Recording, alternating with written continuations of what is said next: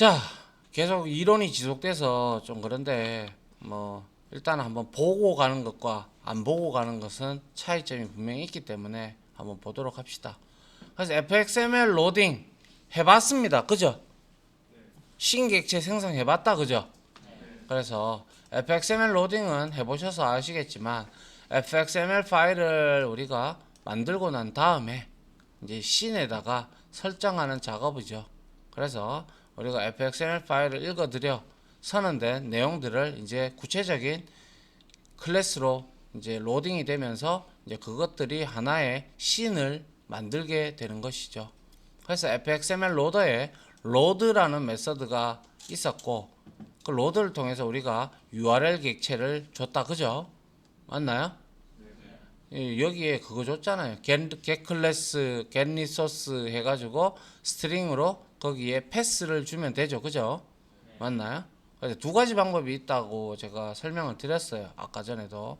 그래서 정적 메서드를 이용하는 방법 하나, 그리고 그냥 로드라는 방법을 이용하는 인스턴스 메서드를 하나 이용하는 방법이 있어요. 그런데 이제 로드가 첫 번째 방법과 두 번째 방법은 보시다시피 둘 다 페어런트 객체를 리턴을 하는데 페어런트가 모든 컨테이너와 모든 컨트롤의 조상이다. 그죠? 맞나요? 그러다 보니까 얘가 이렇게 해서 정적 메서드를 통해서 오브젝트를 리턴을 하는데 fxml 로더라는 특수성 때문에 얘는 오브젝트의 페어런트로 우리가 타입 캐스팅을 해주지 않아도 문제가 없었고요. 여기에다가 이제 원하는 여러분들이 루트 컨테이너 혹은 다른 fxml 파일명을 이렇게 지정을 해주면 돼요. 그리고 일반적인 방법은 게 이제 fxml 로더의 정적 메서드를 이용하는 방법이고 이제 두 번째는 인스턴스를 생성해서 이용하는 방법인데 이때는 바로 이제 이벤트를 처리할 때 우리가 컨트롤러를 지정을 따로 해서 이 프라이머리 스테이지를 넘길 때 이때는 인스턴스 메서드를 써야 됩니다. 요거는 이제 뒤에 가서 우리가 새로운 fxml 파일을 여러 개를 만들고 왔다 갔다 하고자 할 때는 그때는 반드시 두 번째 방법을 써야 됩니다. 그래서 둘 다 자 알고 있어야 되는 것이죠. 그래서 자 여기서도 물론 이렇게 hbox 해서 이거는 페어런트 객체로 넘어오는데 타입 캐스팅 이건 다운 캐스팅이잖아요. 그죠? 맞나요? 네, 그래서 이렇게 받을 수도 있고요.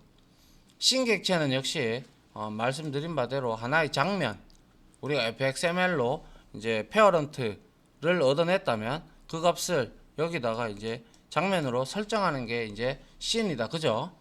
맞나요? 예. 그리고 나서 이제 씬 객체가 만들어졌으면 이거를 이제 프라이머리 스테이지에다가 우리가 set 씬에서 씬을 추가를 해주고 그거를 쇼 하게 되면 이제 보이게 되는 것이죠. 맞나요? 예.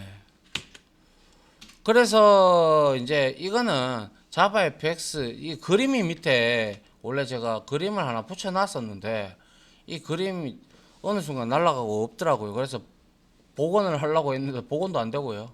여튼 이거는 옛날 경로입니다.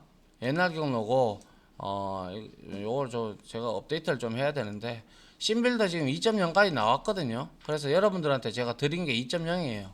그죠? 예, 그 2.0 사용하시면 됩니다. 그래서 씬빌더를 이용하는 방법도 이제 있고요. 뭐 아니면 직접 태그를 이용해서 이용하는 방법도 있는데 씬빌더를 이용을 하게 되면요 불필요한 코드들이 많이 나와요. 그래서 씬빌더를 쓰는 것보다는 태그를 좀 중점적으로 좀 연습을 하면서 써두면 연습을 해두시면 뒤에 가서 여러분들이 자바를 다 마치고 나서도 HTML이라든지 아니면 XML 아니면 좀 뭐 있습니까? 노드.js, 자바스크립트를 이용할 때 이런 것들을 이제 여러분들이 태그에 대한 개념이 확실히 서 있으면 공부하기가 굉장히 수월해집니다. 이렇게 씬빌더고요. 자, 이제 컨테이너에 이제 들어왔고 우리가 예제를 하나씩 볼 겁니다. 자, 한번 보세요. 여기 여러분들. 자, 컨테이너인데요. 컨테이너는 말씀드렸다시피 레이아웃을 작성할 때 다양한 컨트롤들을 배치를 해주도록 하는 역할을 하는 놈이죠. 그죠? 맞나요? 그래서 전부 다 얘는 레이아웃 패키지, 신 레이아웃 패키지에 다양한 컨테이너들이 존재를 하고요. 근데 컨테이너는 요거밖에 없어요. 이렇게 둘, 넷, 여섯, 여덟 개. 그래서 자 여기에 다양한 컨테이너가 있는데 특히 컨테이너는요 XXX 그리고 뒤에 페인이라는 게 붙어요. 그러면 무조건 H박스하고 V박스를 제외한 나머지 전부 다 페인이 다 붙어 있는데요. 그건 전부 다 컨테이너라고 보시면 돼요. 알겠죠? 자, 그래서 여기 보면 우리가 앙커 페인도 있고요. 보더 페인, 플로우 페인, 그리드 페인, 스택 페인, 타일 페인. 이 V박스하고 H박스는 제가 설명을 드렸고요. 이것들에 대한 디테일한 내용들이 나오니까 한번 보도록 하는데요. 일단은 앙커 페인은 이렇게 보세요. 자, 여기 앞에 보세요. 앙커 페인은요, 좌표로 모든 걸 컨트롤하기 때문에 여러분들이 프로그램을 이제 디자인을 할 때 내가 뭐 어떠한 레이아웃 구조의 형식에 얽매이지 않고 무언가를 이제 레이아웃을 배치를 하고 싶다 그러면 무조건 앙커 페인을 사용하시면 됩니다. 앙커 페인은 여기다가 뭘 갖다 붙이든 상관없어요. 무조건 좌표 값으로 레이아웃 X, 레이아웃 Y 이 좌표 값을 가지고 여러분들이 원하는 대로 다 이렇게 만들 수가 있어요. 그게 앙커 페인이고요. 보더 페인은 이렇습니다. 보더 페인은 우리가 이렇게 탑이 있고요. 라이트가 있고요. 그리고 뭡니까 이거? 바텀이 있고요. 그 다음에 여기 안에 여기는 레프트가 있고요. 여기는 센터가 있는 거예요. 옛날에는 AWT가 처음에 나왔을 때는 이랬어요. 노스 그리고 이거 웨스트는 서쪽이잖아. 동쪽은 뭐지? 이스트 그래요. 이스트 그 다음에 사우스 그리고 여기 웨스트 그리고 여기에는 센터였나? 그랬던 것 같아요. 그렇게 처음에는 나왔어요. 근데 그거 굉장히 의미 없다 그죠? 그래서 이제 이게 이제 전부 다 탑, 라이트, 탑, 라이트, 바텀, 레프트 이렇게 이루어진 형태가 바로 보더 페인이고요. 플로우 페인은 더 쉽습니다. 플로우 페인은 이렇게 있으면 어떠한 우리가 여기에 이렇게 레이아웃을 컨트롤들 이렇게 배치하잖아요. 그러면 얘는 행으로 이렇게 배치를 해요. 이렇게 배치를 하다가 이 컨트롤이 만약에 이 사이즈를 넘어섰다 그러면 자동으로 밑으로 내려옵니다.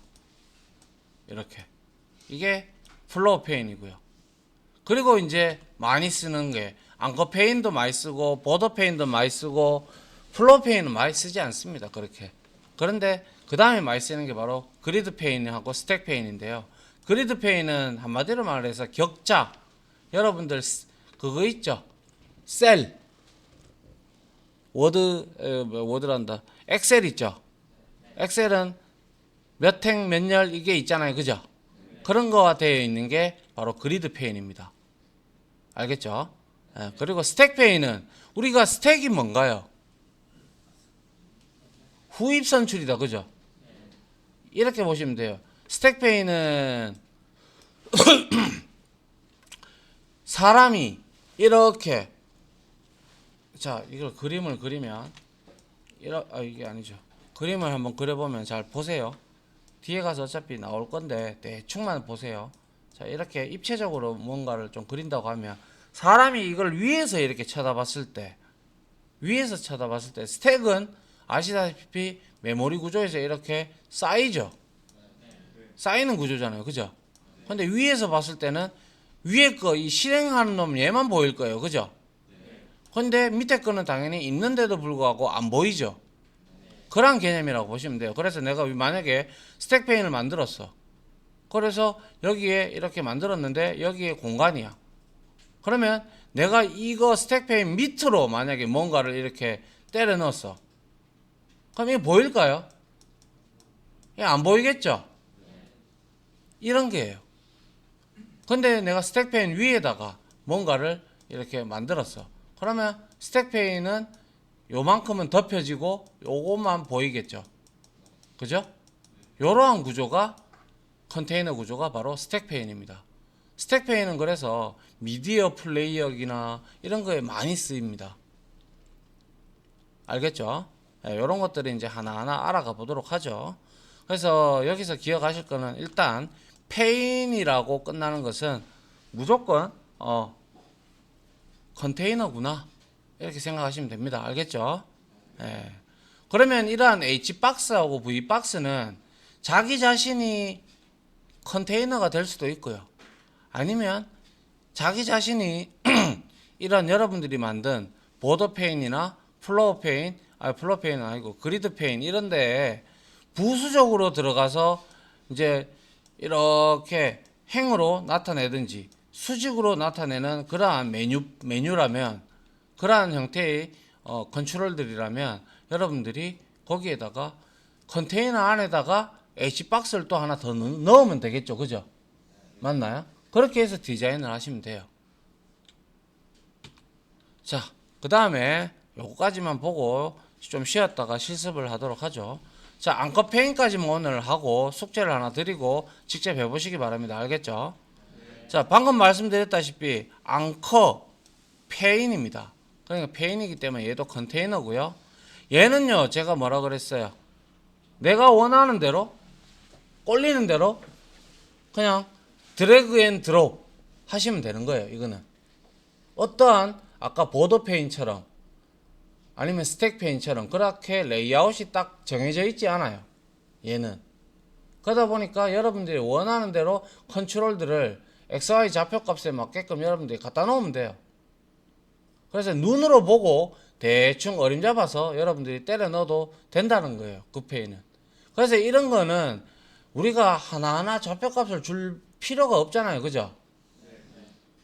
좌표값이 줘가면서 우리가 막 그렇게 고통스럽게 막 이렇게 프로그래밍을 하면 괜히 시간만 길어지고 잡다한 코드, 대도 안 한 코드만 늘어나고 이러기 때문에 이런 것 같은 경우는 심빌더를 이용하는 게 가장 좋습니다. 앙커페인을 이용을 하게 된다면. 알겠죠? 자, 그래서 앙커페인은 보시다시피 최상단이 좌상단이 되겠죠. 좌상단 XY 좌표가 0,0을 기준으로 해서요. 레이아웃 X, 레이아웃 Y 해가지고 우리가 직접 설정을 해도 되지만 이런 건 직접 설정하지 마세요. 골만 깨지니까. 그래서 자 이렇게 컨트롤. 근데 이전에 있었던 것들은 전부 다 자바 코드로 되어 있는 것들은 일일이 이걸 다 해줬어요. 저 역시도 마찬가지였고요. 예전에. 그러니까 이런 것들은 신빌더를 이용을 하면 되고요. 그래서 이제 여기에 children 태그를 이용한다는 것은 뭐겠어요? 여기에 자식들을 배치할 때 children 태그가 안에서 들어가겠다라는 거겠죠. 맞나요? 예. 그래서 이거는 무조건 앙커페인으로 뭔가를 작업하고 싶다면 신빌더를 사용하시는 걸 추천합니다. 됐죠? 예, 여기까지 해서 마무리하도록 할게요. 좀 많이 길었네요.